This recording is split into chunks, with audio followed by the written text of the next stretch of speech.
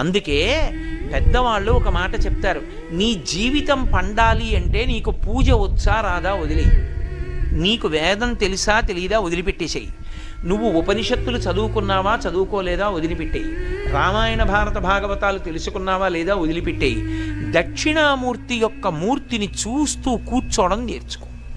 అదొక్కటి నేర్చుకో చాలు, ఏమక్కర్లేదు. ఇంకా దక్షిణామూర్తిని పెట్టుకుని రోజు కాసేపు ఆయన్ని చూస్తే చాలు. మీకు నేను ఇంకా విచిత్రమైన విషయం చెప్పనా?